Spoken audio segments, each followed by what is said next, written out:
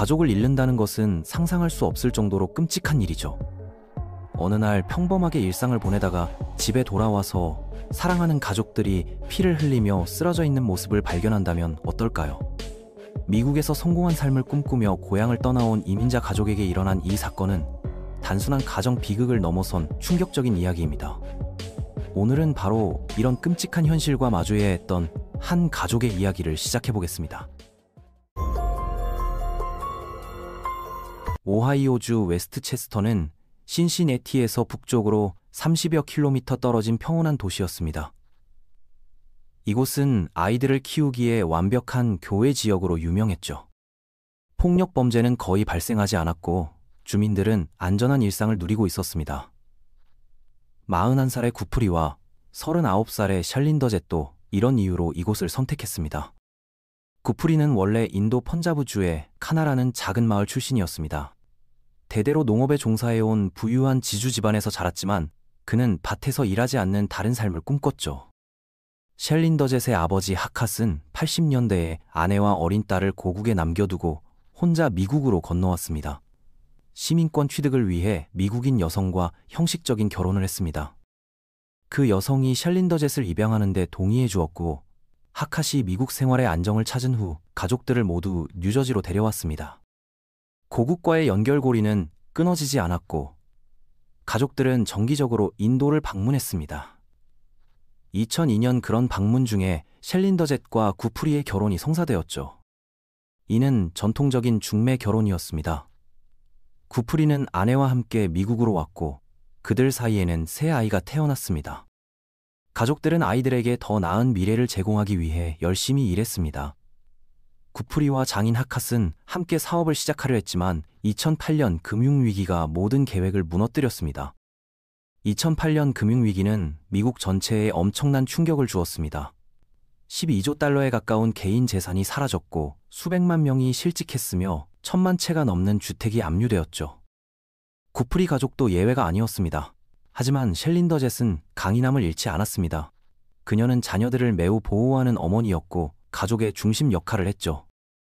이 가족은 샬린더 젯의 부모인 팜 젯과 하캇, 그리고 샬린더 젯의 이모인 아모마르 젯과 함께 살았습니다. 아모마르 젯은 몇 달 전에 인도에서 막 도착한 상태였죠. 2008년 위기에서 회복된 후 가족들은 겉보기에 화목한 삶을 이어갔습니다. 구프리는 트럭 운전사로 일했는데 특히 냉장 트레일러를 담당했습니다. 일 때문에 장기간 집을 비우는 경우가 많았죠. 샬린더 젯은 새 아이를 돌보는 전업주부였고 팜 젯과 아모마르 젯은 세탁소에서, 하캇은 주유소에서 일했습니다. 적당한 수입이었지만 이민자로서 성공해야 한다는 압박감은 늘 존재했습니다. 가족의 한 친척이 인터뷰에서 이런 말을 했습니다. 우리 공동체에서는 특히 트럭 운전사들이 실제로는 그리 많이 벌지 못하면서도 다른 사람들에게 좋은 인상을 주려고 나는 이만큼 벌고 있다고 허세를 부리는 경우가 흔합니다. 미국은 기회의 땅으로 여겨지지만 고국을 떠나는 것은 도박 같은 일이었습니다. 크게 성공할 수도 있고 어려움에 처할 수도 있었죠. 친척들을 후원하고 모든 가족이 함께 살 수 있는 더 큰 집을 마련하기 위해 구프리는 자금이 필요했습니다. 그는 인디애나폴리스에서 적절한 곳을 찾았다고 생각했습니다. 하지만 2019년이 되자 구프리의 현실은 그가 보여주는 모습과 상당히 달랐습니다. 빚이 계속 쌓이면서 그는 장인에게 도움을 청했습니다. 미국에서의 새로운 삶이 원했던 성공 스토리가 되지 못할 것이라는 사실을 누구에게도 알리고 싶지 않았습니다. 거의 모든 가정은 언젠가 돈 문제로 갈등을 겪게 마련입니다. 특히 재정적 번영을 찾아 지구 반대편까지 온 가족이라면 더욱 그렇죠. 구프리는 어려움을 겪고 있었지만 장인과 장모에게는 의지할 곳이 있었습니다. 그들은 인도의 토지를 소유하고 있었고 그 땅을 매각할 계획이었습니다. 팜 젯은 실제로 4월 32일 토지 매각 준비를 위해 인도로 돌아가는 항공편을 예약해 놓은 상태였습니다. 구프리 집안의 긴장감이 고조되고 있었고 그가 장기간 집을 비우면서 가족들에게 육아와 생계 부담을 맡긴 상황에서 이는 그리 특별한 일이 아닐 수도 있었습니다. 인생이라는 가정 드라마의 평범한 한 장면일 뿐이었죠. 하지만 4월 28일 밤 모든 것이 바뀌었습니다. 그날 밤 구프리와 셸린더젯의 세 아이들은 삼촌 집에서 지내고 있었습니다. 삼촌이 아이들을 아이스크림과 영화를 보러 데리고 갔는데 구프리가 전화해서 그날 밤 아이들을 맡겨두고 아침에 데리러 가겠다고 했습니다. 이것이 우연의 행운이었을까요? 아니면 계획된 일이었을까요? 구프리에 따르면 그는 그날 아침 8시경에 일어났다고 했습니다. 일요일이었기 때문에 일하지 않았고 아내와 함께 아파트에서 하루를 보냈다고 했죠. 어머니와 이모는 일하러 갔고 시아버지는 사원에 갔습니다. 저녁에 아이들을 삼촌에게 맡긴 후 그는 트럭 수리를 하며 시간을 보냈다고 했습니다. 주유소 CCTV에는 그가 오후 9시 5분에 자신의 차에 7갤런의 연료를 넣는 모습이 기록되어 있었습니다. 휴대전화 기록에 따르면 그는 주유하는 동안 오후 9시 3분에 전화를 건 후 911에 신고할 때까지 휴대전화를 사용하지 않았습니다. 그의 911 신고는 절망적이고 혼란스러웠습니다. 무슨 일이 일어났는지 모르겠습니다. 도와주세요. 제 아내와 가족이.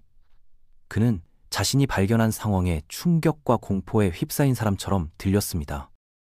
교환원도 그의 말이 거의 이해할 수 없을 정도로 일관성이 없다고 생각했습니다. 그들이 머리에서 피를 흘리고 있어요.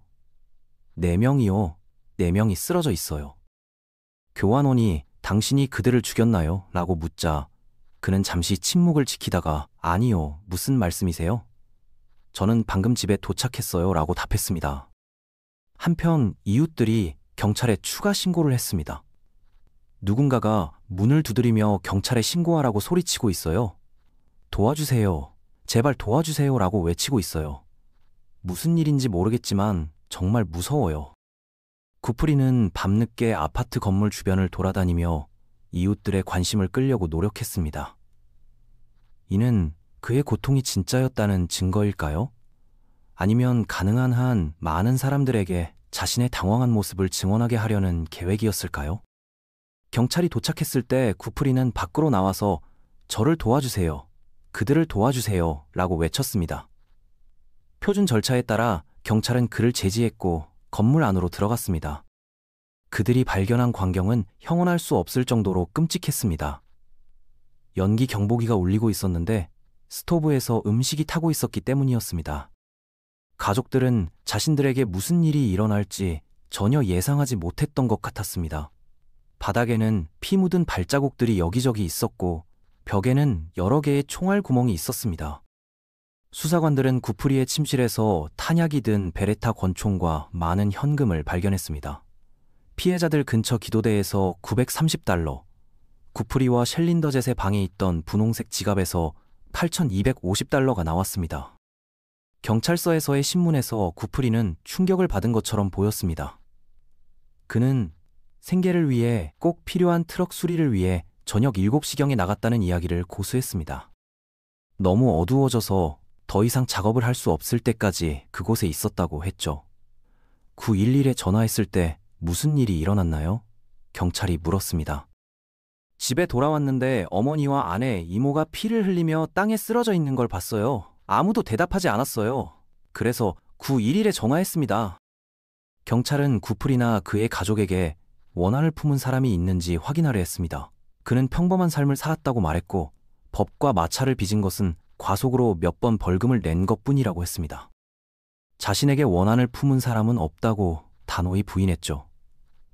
평소보다 더 자주 말다툼하거나 다투는 일이 있었나요? 전혀요. 정상적인 다툼도 없었어요. 구프리는 미국 이주 초기에 주유소 사업에서 생긴 빚에 대해 언급했지만 장인이 인도의 토지를 팔아 빚을 다 갚았다고 말했습니다. 불륜 문제에 대해서도 마찬가지였습니다. 아내가 불륜을 저지른 적이 있나요? 항상 충실했습니다. 문제 없어요. 당신은 어떤가요? 저도 항상 충실했습니다. 펀자브 문화에서는 그런 일이 있으면 결혼이 즉시 끝나거든요. 어느 순간 수사관이 녹음을 중단했습니다. 구프리가 감정이 북받쳐하는 것처럼 보였기 때문이었죠. 하지만 수사관들이 발견한 한 가지 이상한 점은 그의 신발이 없다는 것이었습니다. 현장에는 피 묻은 부츠 자국이 있었는데 구프리의 부츠와 비교할 수 없었습니다. 수사관이 총기 잔류물 검사를 하려 하자 그는 흥분했습니다. 4명이 살해된 곳에 처음 나타난 건 저예요. 그게 제 잘못인가요? 이건 제 가족의 피해예요. 끔찍해요. 결국 그는 변호사 없이는 아무것도 주지 않겠다고 했습니다. 구프리를 구금한 후 수색 영장을 받아 그의 지갑에서 $100짜리 14장을 포함한 $1,836를 발견했습니다. 가족이 살해당한 날 밤에 우연히 가지고 다니기에는 엄청난 현금이었죠. 총기 잔류물 검사에서 양성 반응이 나왔지만 이는 근거리에서 총에 맞은 피해자의 머리를 만졌기 때문일 수도 있었습니다. 부검 결과는 충격적이었습니다. 장인 하카시 침대에서 먼저 총에 맞았고 딸 셸린더 젯이 부엌에서 차를 끓이다가 그 다음으로 총에 맞았습니다. 구프리의 어머니와 이모는 거실에서 TV를 보다가 총에 맞았죠. 모두 머리에 여러 발씩 총상을 입었고 총 16발이 발사되었습니다. 방어상은 전혀 없었습니다. 구프리의 옷장에 있던 베레타는 탄도 검사에서 일치하지 않았습니다. 하지만 목격자가 그날 밤 물에서 첨벙거리는 소리를 들었다고 증언했습니다. 아파트 건물 뒤에는 연못이 있었고 이틀 후 잠수부들이 연못에서 또 다른 총을 발견했습니다. 루거 SR9 9mm 권총이었고 1년 번호가 제거되어 있었습니다. 이 총의 탄창은 피해자들의 총상과 아파트에서 발견된 탄피와 완벽하게 일치했습니다. DNA는 검출되지 않았지만 범죄 현장과 너무 가까운 곳에서 발견된 것은 누군가가 급하게 증거를 없애려 했다는 것을 의미했습니다. 하지만 가장 결정적인 증거는 시간의 불일치였습니다. 구프리의 절박한 9.11 신고는 오후 9시 42분에 접수되었습니다. 그는 전화해서 방금 집에 도착했다고 말했죠. 하지만 GPS 기록은 그가 9.11 신고 39분 전인 오후 9시 3분에 이미 아파트 주차장에 있었다고 보여주었습니다. 살해 순서도 이 가설을 뒷받침했습니다. 살인은 침실에서 시작되었는데 만약 침입자가 현관문으로 들어왔다면 길에 서 있는 사람을 먼저 죽였을 것입니다. 이는 말이 되지 않았죠. 더 놀라운 것은 구프리의 숨겨진 불륜관계였습니다. 셸린더 젯의 삼촌이 증언했습니다. 구프리에게 4, 5년간 사귀던 여자친구가 있었어요.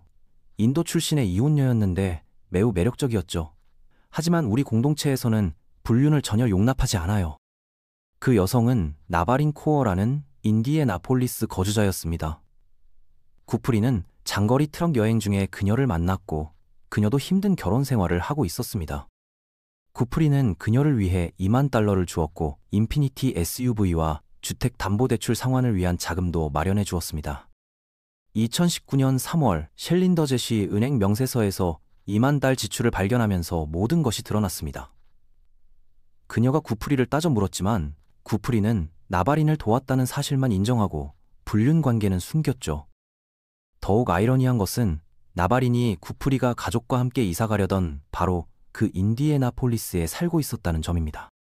셸린더 젯은 친구들과 상의했지만 이혼은 고려하지 않았습니다.